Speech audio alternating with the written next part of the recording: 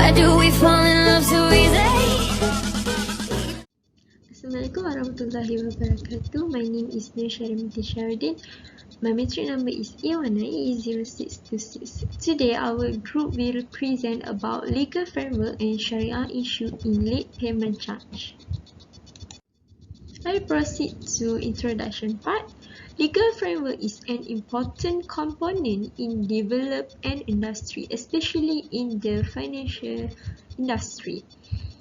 A conducive legal framework can make a good facility and constrains the growth of the industry. Late payment charge is a fee that a customer must pay because of the late payment that customer do. About the rate of the charge depend on that institution. Thank you. Assalamualaikum warahmatullahi wabarakatuh. My name is Madiha Asila binti Muhammad Saimi. My matric number is A19A0258. Continue to my part is background. Islamic finance institution encounters challenge and independence such as the difficulty of the delay settlement of funding for any reason where no interest could be imposed owing the delays or held in conventional banks of the Sharia principle because of the ban haram settlement. The standard objective is to clarify the application of late payment costs, which have two component, which is compensation, ta'wid, and penalty, gharamah. The term ta'wid refer to the amount that may be paid to the Islamic banking institution based on the real loss experienced as a result of default, whereas gharamah refer to the penalty imposed on defaulters in addition to the ta'wid. Ta'wid and gharamah are penalties or late payment costs imposed on the debtors by the creditor or banker. That's all from me. Thank you. My name is Nurhanan binti Muhammad Azlan. My matric number is A19A0454. Next, definition for legal framework and late payment charge. Legal framework are broad system of rules that governs and regulates decision-making, agreements, law, and others. The legal framework governing the attractive industry lie in the broad network is regulation that governs organization as well as economic activities. In Malaysia, tahwid and gharamah are two mechanisms used to avoid loss to Islamic banks. Tahwid refers to the real loss incurred to be assessed and determined by a third party, namely Bank Negara Malaysia, which acting as a regulator. Gharamah is defined as the punishment inflicted for breaking daily pay of debts without having to prove actual losses. Assalamualaikum warahmatullahi wabarakatuh. My name is Muhammad Afiz Shazwan bin Muhammad Shahidan. My matric number A19A0320. Okay, now I will explain about legal framework and Sharia issue in late payment charge. A strong legal and Sharia framework in the long-term development of Islamic finance was extensively debated. Islamic financial institutions have faced challenges and roadblocks such as the issue of delayed financing settlement. Delinquent customers have abused Islamic banks due to the low penalties for late payment. The new guideline will attempt to address this imbalance, but it has yet to be fully addressed. It does not level the playing field for Islamic banks because compensation for non-Islamic banks can be fully recognized as revenue. The BNM has issued a guide on how Malaysian Islamic banks can charge late fees on default accounts. The maximum rechargeable rate is 1.0% with a penalty rate of up to 5.40%. It allows the LPC to be calculated using the daily Islamic interbank money market rate for obtainer accounts. For such account, BNM allows banks to charge compensation in order to reduce the risk of default. The LPC guidelines do not address the problem of gharamah, which can only be used to punish delinquent customers while not benefiting the bank. Assalamualaikum. I will continue with the Sharia requirement. Sharia adopts the concept of Negara Malaysia, implement the Tawhid and Warama as regulatory alternatives. So, based on the condition, in case the customer purposely delay payment allowed in Tawhid, which is for default money, for basic financial that fail to be amortized and exceed the maturity date, the maximum number of Tawhid, and then the Tawhid get from the financing that is not amortized. Next, in the rule permissibility of concept ta'wid and horma, which is ta'wid can be imposed for late payment for financial obligation arising from the exchange contract. However, Islamic bank can recognize it as income, and a horma cannot consider as an income because it must be channeled to certain charity organization that approved by IBI's Sharia commits. So, from the basis of ruling, which is ta'wid, can be imposed on disobedient customer based on argument the hadith of Prophet who consider the deliberate delay in paying debt for those who able to pay is tyranny. Hi, my name is Aina Farisha binti Muhammad. My matric number is 980024. Okay, for my part, operational requirement. Okay, first, Islamic banking institutions are expected to act prudently and ensure that late payment charges are levied only on defaulting consumer. Okay, for example, there are no receivable mitigations measures that will prevent customer from paying in time.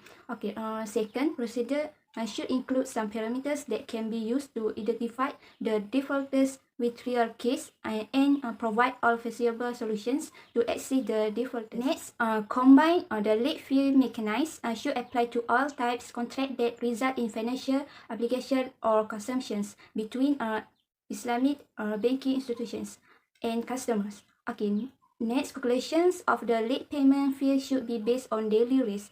Okay, you also total accumulate late fee shall not exceed 100% of the outstanding principal. Okay, next, bank reserve the right to request the information of others. Okay, lastly, Islamic banking institutions must ensure that the customer is given proper information on any received fee at least 21 days prior to the effective date. I'm Nordiana Fatihah binti Abdul Jamil. My card metric is A198065. Today, I want to present about operation and application in the IFI. Okay, for the operation, as we know, the IFI is conducting social and economic development program of the country. The country is involved in IFI is African Development Bank, ASEAN Development Bank, World Bank, and Europe Bank.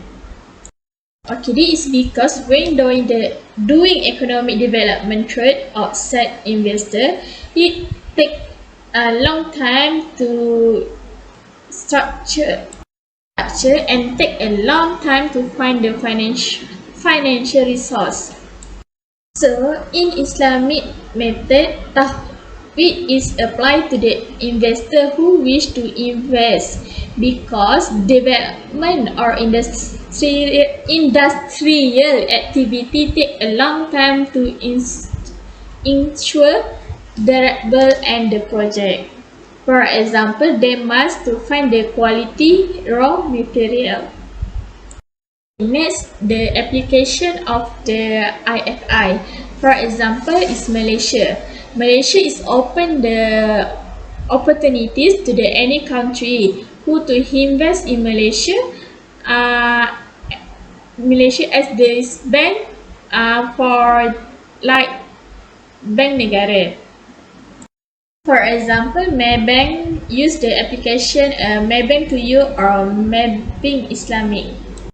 This is because the concept of tahwid performed by Maybank Islamic is from computation imposed on investor to the late payment to pay their debts because they take a long time to pay this. So the IFI have opened up space for all Islamic countries to undertake economic development so that the Islamic economy can be recognized around the world. That's all for me. Thank you.